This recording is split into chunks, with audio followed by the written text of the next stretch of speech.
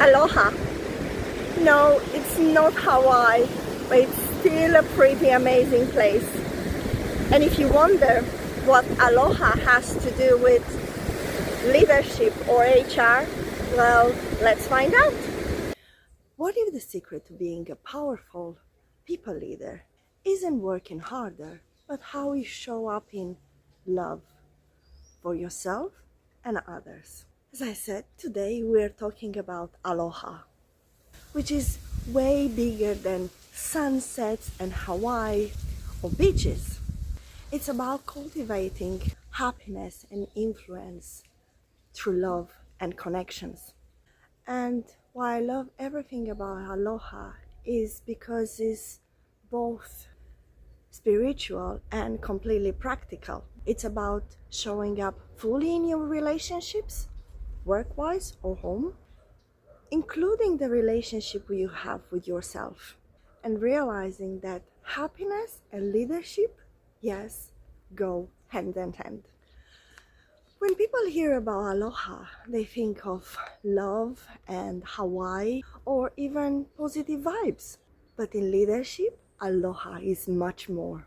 And it's about three things that can transform the way you work and lead. Having compassion for yourself. So many of us forget about that, which is noticing when you are overworked, stressed, or self-critical. Empathy for others, truly listening and understanding, and responding without judgment. And third, having authentic connections, creating relationships that are based on trust, respect, and of course being present. And when you combine all these three, leadership becomes magnetic. And people will follow not because they have to, but because they want to. HR and people leaders are often the ones carrying all the emotional weight for everyone else. A conflict, change, stress, and of course morale. But the truth is, compassion and empathy aren't just nice to have. They are tools of influence and effectiveness. And when we start applying Aloha to HR and people leaders, it starts resolving difficult conversations with understanding rather than fear, supporting teams while maintaining boundaries, your own boundaries, and leading from a place of calm, connection, and confidence. It's not just soft, it's strategic. And Aloha starts with you, not with the others. And here what most of the leaders miss about it. You can't give from what you don't have. If you're constantly critical of yourself, exhausted or disconnected from what lights you up, your team will feel it. Trust me. And what would Aloha look like while practicing it? Will be celebrating small wins, even on tough days, taking a moment to check on yourself before you're responding, and saying no to things that are draining you, and yes to what matters. When you nurture love, respect, and compassion for yourself, it will radiate outward. And let's make Aloha actionable in your daily work as HR or people leader.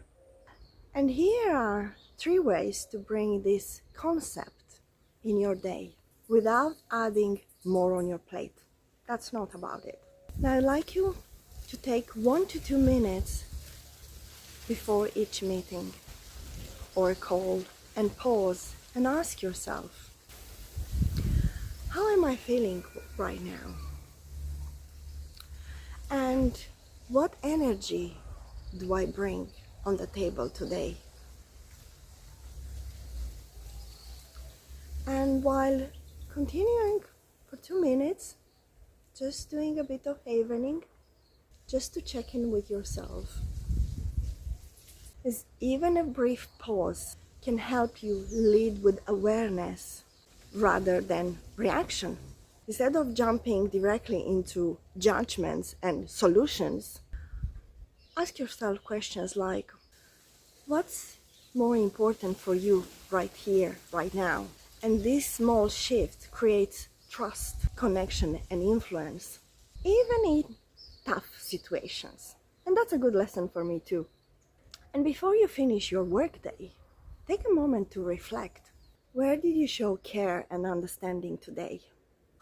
Where could you have been more present? And what are you grateful for today? Never forget about that.